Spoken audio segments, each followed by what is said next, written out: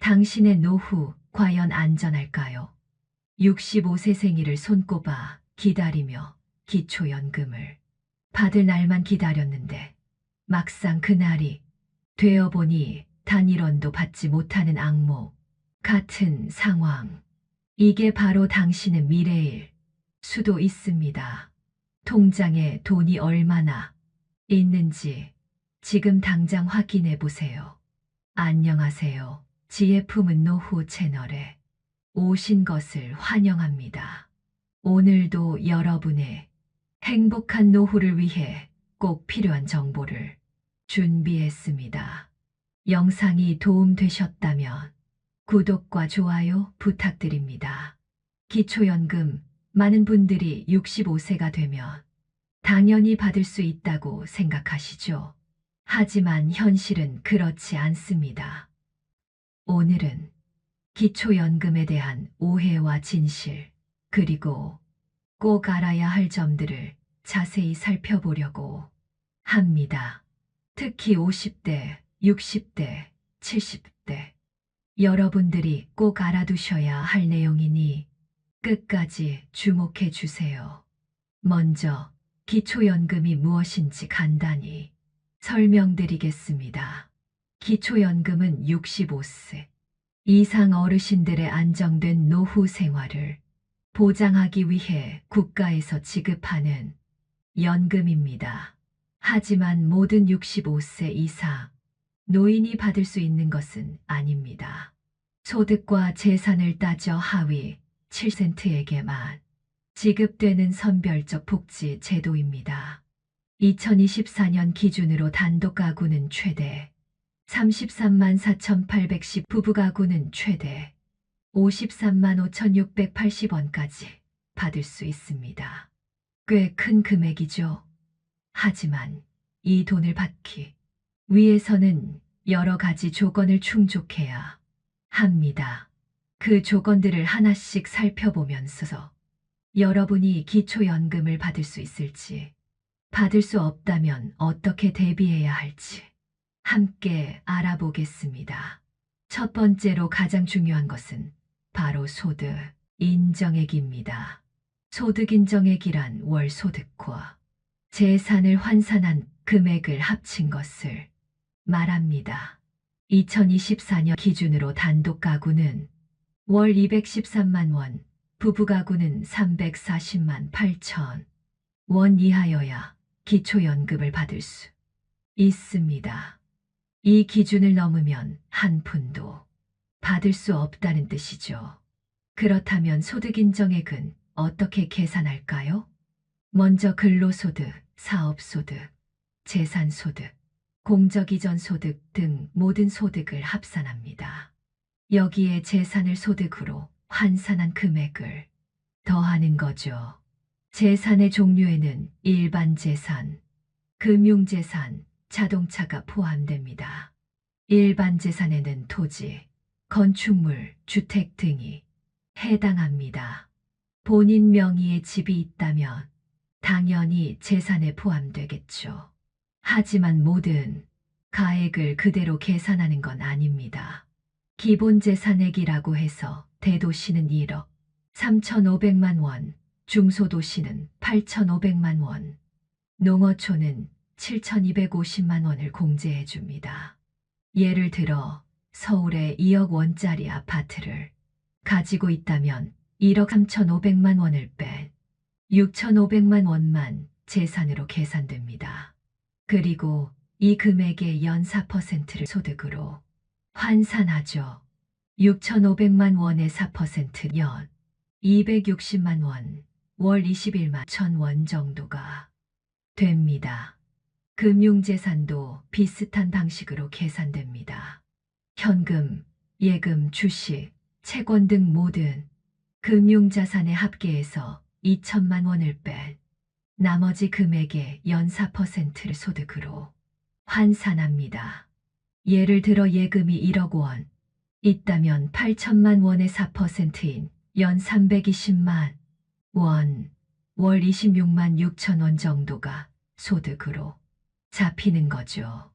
자동차의 경우는 조금 특별합니다. 차량, 가액이 4천만 원을 초과하면 기초연금 대상에서 아예 제외됩니다. 4천만 원 이하라면 차량 가액의 연 4%를 소득으로 봅니다. 2천만 원짜리 차를 갖고 있다면 연 80만 원, 월 6만 6천 원 정도가 소득으로 계산되는 셈이죠. 이렇게 계산된 재산의 소득 환산액에 실제 소득을 더하면 최종 소득 인정액이 나옵니다.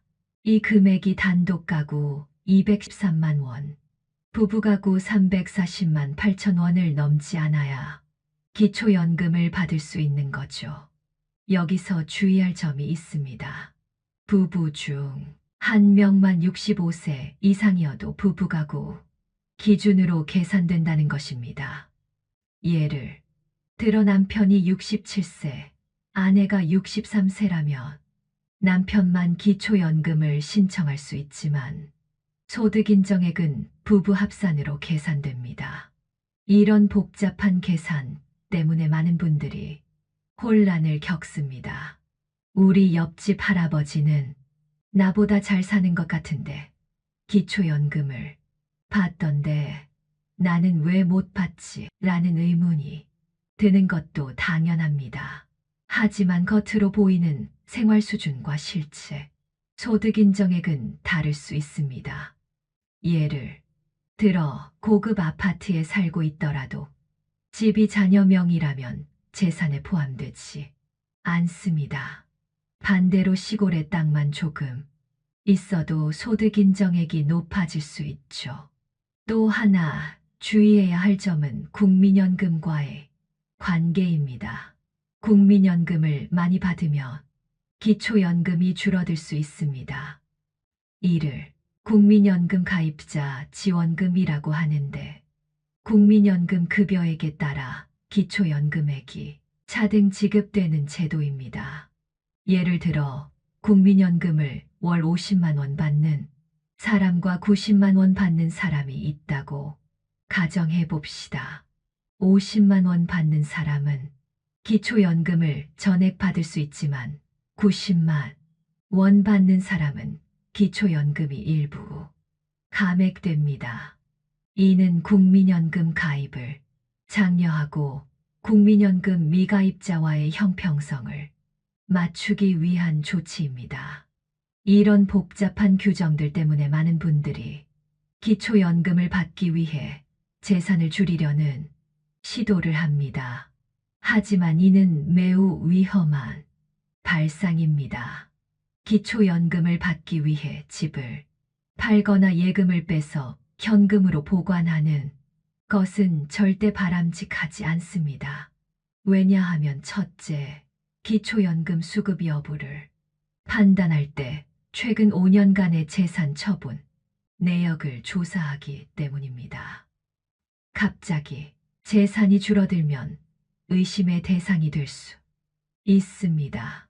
둘째, 현금으로 보관하다 도난이나 화재 등의 위험에 노출될 수 있습니다. 셋째, 기초연금액 최대 월 33만 4,810원보다 더 큰 손실을 볼 수 있습니다. 그렇다면 어떻게 해야 할까요? 가장 중요한 것은 노후를 위한 충분한 준비입니다. 기초연금에만 의존하지 말고 다양한 노후 준비 방법을 활용해야 합니다. 첫째, 국민연금 가입 기간을 최대한 늘리세요. 국민연금은 가입 기간이 길수록 더 많은 연금을 받을 수 있습니다. 임의가입이나 추후납부 제도를 활용해 가입 기간을 늘릴 수 있습니다. 둘째, 개인연금에 가입하세요. 세제 혜택도 받으면서 노후 자금도 마련할 수 있습니다. 연금저축펀드나 연금보험 등 다양한 상품이 있으니 자신에게 맞는 상품을 선택하세요. 셋째, 퇴직연금을 잘 활용하세요. 회사에서 퇴직금 대신 퇴직연금을 운용한다면 이를 잘 관리하는 것이 중요합니다. 퇴직 시 일시금으로 받지 말고 연금으로 수령하는 것이 유리할 수 있습니다. 넷째, 지속적인 소득 창출 방법을 찾으세요. 은퇴 후에도 일할 수 있는 기술이나 자격증을 미리 준비하는 것이 좋습니다. 귀농, 귀촌을 준비하거나 소규모 창업을 고려해 볼 수도 있겠죠. 다섯째, 자녀에게 경제적으로 의지하지 않을 계획을 세우세요. 자녀들도 각자의 삶이 있기 때문에 부모님을 부양하기 어려울 수 있습니다. 스스로의 노후는 스스로 책임진다는 마음가짐이 필요합니다. 여섯째, 건강관리에 투자하세요. 아무리 돈을 많이 모아도 건강하지 않으면 소용없습니다. 규칙적인 운동과 건강한 식습관으로 의료비 지출을 줄이는 것도 중요한 노후 준비입니다. 일곱째, 노후 주거 계획을 세우세요. 현재 살고 있는 집에서 계속 살 것인지 아니면 요양시설이나 실버타운으로 이사할 것인지 미리 생각해 두세요. 주거 비용은 노후 생활에 큰 영향을 미칩니다. 여덟째, 재테크에 관심을 가지세요. 인플레이션을 고려하면 단순히 돈을 모으는 것만으로는 부족합니다. 안전하면서도 어느 정도 수익을 낼 수 있는 투자 방법을 찾아보세요. 아홉째, 사회활동을 지속하세요. 경제적인 준비뿐만 아니라 정서적인 준비도 중요합니다. 취미활동이나 봉사활동 등을 통해 사회와 지속적으로 교류하는 것이 행복한 노후의 비결입니다. 열째, 가족과의 관계를 돈독히 하세요. 노년기에는 가족의 지지가 매우 중요합니다. 평소에 가족들과 좋은 관계를 유지하고 서로 도울 수 있는 방법을 찾아보세요. 이렇게 다양한 방법으로 노후를 준비하면 기초연금 수급 여부에 상관없이 안정적인 노후 생활을 영위할 수 있습니다. 하지만 여전히 많은 분들이 기초연금에 의존할 수밖에 없는 현실입니다. 그렇다면 2025년 기초연금은 어떻게 달라질까요? 2025년부터 기초연금 선정 기준액이 상향 조정됩니다. 단독 가구의 경우 월 소득 인정액이 18만 원 이하면 기초연금을 받을 수 있게 됩니다. 이는 2024년 기준 213만 원에서 15만 원 인상된 금액입니다. 부부 가구의 경우에는 364만 8천 원으로 상향됩니다. 또한 기초연금 기준연금액도 인상됩니다. 2025년 기준연금액은 34만 2,510원으로 2024년 대비 2.3% 증가한 금액입니다. 이는 물가 상승률을 반영한 결과입니다. 소득 인정액 산정 방식도 일부 개선됩니다. 교육비와 의료비 공제 범위가 비동거, 직계 존비속까지 확대되어 더 많은 노인들이 혜택을 받을 수 있게 됩니다. 2025년부터는 수급희망 이력관리 제도도 개선됩니다. 이전에는 수급자로 선정된 적이 있는 사람만 5년간 관리했지만 이제는 수급자 여부와 상관없이 모든 신청자를 5년간 관리하게 됩니다. 이를 통해 소득이나 재산 상황이 변동될 때 더 빠르게 기초연금을 받을 수 있게 될 것입니다. 또한 가정폭력 피해자에 대한 보호도 강화됩니다. 가정폭력 사건 증명서 등으로 사실상 이혼 상태임이 인정되면 배우자와 따로 기초연금을 신청할 수 있게 됩니다. 이는 경제적으로 어려움을 겪는 가정폭력 피해자들에게 큰 도움이 될 것입니다. 국민연금과의 연계도 개선됩니다. 2025년 부터는 국민연금 월급여액이 13,760원 이하인 경우 기준연금액 전액을 받을 수 있게 됩니다. 이는 국민연금 가입자들의 기초연금 수급에 대한 형평성을 높이기 위한 조치입니다. 이러한 변경사항들로 인해 더 많은 노인들이 기초연금 혜택을 받을 수 있게 될 것으로 예상됩니다. 하지만 여전히 많은 분들이 기초연금 신청 절차를 어려워하시는 것 같습니다. 그래서 기초연금 신청 방법에 대해 자세히 알아보겠습니다. 기초연금은 크게 세 가지 방법으로 신청할 수 있습니다. 첫째, 주소지 관할, 읍면동 주민센터나 전국 국민연금공단, 지사를 직접 방문하여 신청할 수 있습니다.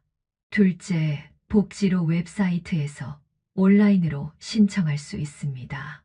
셋째, 거동이 불편한 어르신들을 위해 찾아뵙는 서비스도 운영하고 있습니다. 국민연금공단에 요청하면 직원이 직접 방문하여 신청을 도와드립니다. 신청 시 필요한 서류는 신분증, 본인 명의, 통장사본, 그리고 소득재산 관련 서류, 해당되는 경우입니다. 만 65세가 되는 달에 1개월 전부터 사전 신청이 가능하니 미리 준비해 두시면 좋겠습니다. 신청 후에는 자격 심사를 거쳐 수급 여부가 결정됩니다. 이 과정에서 소득 인정액이 산정되고 이를 바탕으로 기초연금 수급 자격과 금액이 결정되는 것입니다. 기초연금은 노인 빈곤 문제를 해결하기 위한 중요한 정책입니다. 하지만 앞서 말씀드렸듯이 기초연금만으로는 충분한 노후 준비가 어렵습니다. 다양한 방법으로 노후를 준비하면서 필요한 경우 기초연금을 보조적으로 활용하는 것이 바람직합니다. 그렇다면 기초연금을 받으면서도 노후 준비를 더 잘할 수 있는 방법은 없을까요? 물론 있습니다. 여기 몇 가지 팁을 소개해 드리겠습니다. 첫째, 기초연금을 받더라도 계속 일을 하세요. 기초연금 수급자도 근로소득이 월 108만 원 이하면 소득으로 인정되지 않습니다. 즉, 이 정도 금액은 벌어도 기초연금 수급에 영향을 주지 않습니다. 둘째, 주택연금을 활용해 보세요. 주택연금은 집을 담보로 매달 연금을 받는 제도입니다. 주택연금으로 받는 금액은 기초연금 산정 시 소득으로 잡히지 않아 유리합니다. 셋째, 농지연금도 고려해 보세요. 농지를 소유한 어르신들은 농지연금을 통해 매월 생활비를 받을 수 있습니다. 이 역시 기초연금 소득 산정에서 제외됩니다. 넷째, 국민연금 임의가입을 고려하세요. 국민연금 가입 기간이 짧다면 임의가입을 통해 가입 기간을 늘릴 수 있습니다.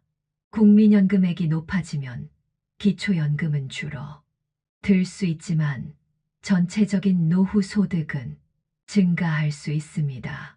다섯째, 기초연금을 받더라도 저축을 계속하세요. 기초연금 수급자도 일정 금액의 금융재산은 인정되지 않습니다. 2025년 기준으로 단독가구 2,800만 원, 부부가구 4,400만 원까지는 금융재산으로 보유할 수 있습니다. 여섯째, 건강관리에 더욱 신경 쓰세요. 의료비가 많이 들면 그만큼 생활이 어려워집니다. 규칙적인 운동과 건강한 식습관으로 의료비 지출을 줄이세요. 일곱째, 평생교육에 참여하세요. 많은 지자체에서 노인을 위한 무료 교육 프로그램을 운영하고 있습니다. 새로운 것을 배우면서 삶의 질을 높일 수 있습니다. 여덟째, 봉사활동에 참여해 보세요. 봉사활동은 사회에 기여하면서 자신의 가치를 높이는 좋은 방법입니다. 또한 새로운 인간관계를 맺을 수 있는 기회도 됩니다. 아홉째, 취미 생활을 즐기세요. 경제적 여유가 없더라도 즐길 수 있는 취미는 많습니다. 취미 활동은 정서적 안정과 삶의 만족도를 높여줍니다. 열째, 가족과 친구들과의 관계를 소중히 하세요. 좋은 인간관계는 정신적 건강에 매우 중요합니다. 정기적으로 가족, 친구들과 만나 대화를 나누세요. 이렇게 기초연금을 받으면서도 다양한 방법으로 노후를 더욱 풍요롭게 만들 수 있습니다.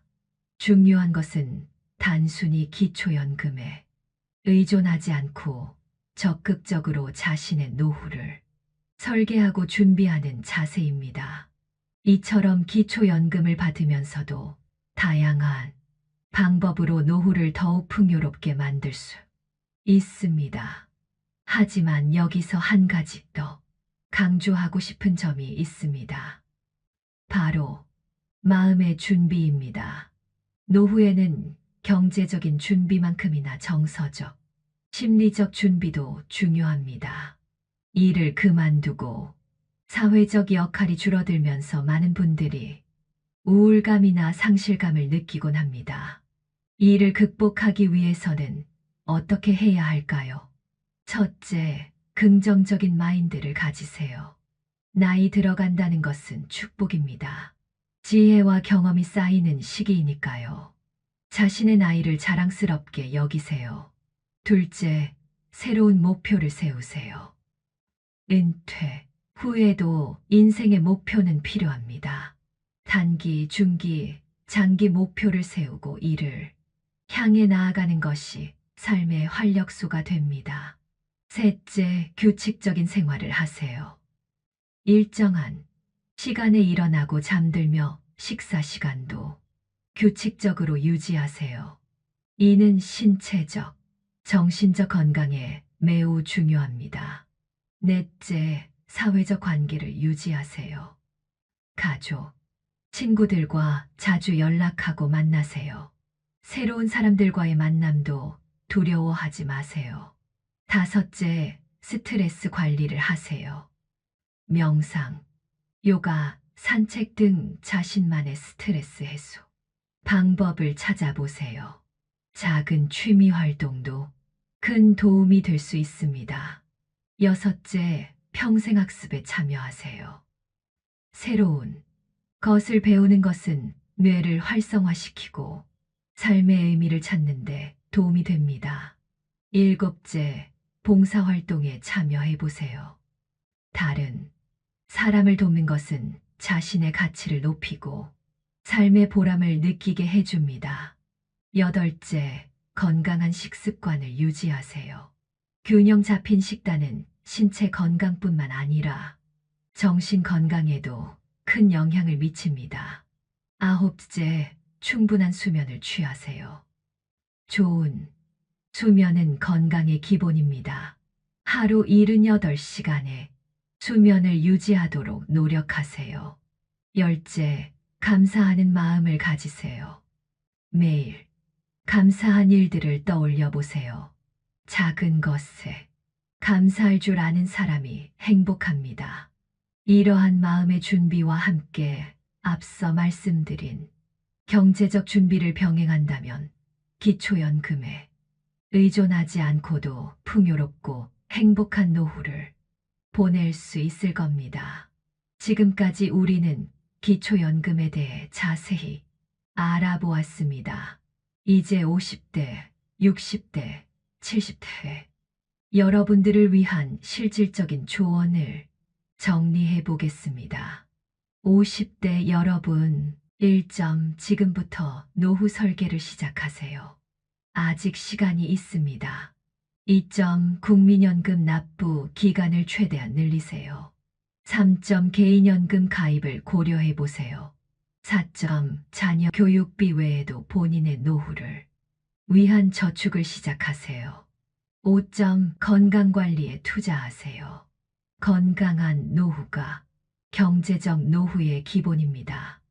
60대 여러분, 1점 은퇴 후 일자리를 미리 알아보세요. 2점 주택연금이나 농지연금 활용을 고려해 보세요. 3점 소득과 지출을 꼼꼼히 관리하세요. 4점 기초연 신청 자격을 미리 확인하세요. 5점 취미생활을 개발하고 사회활동을 유지하세요. 70대 여러분, 1점 기초연금 신청하셨나요? 아직 안 하셨다면 지금 신청하세요. 2점 건강관리에 더욱 신경 쓰세요. 3점 가족, 친구들과 자주 연락하세요. 4점 지역복지관의 프로그램을 활용하세요. 5점 긍정적인 마음가짐을 유지하세요.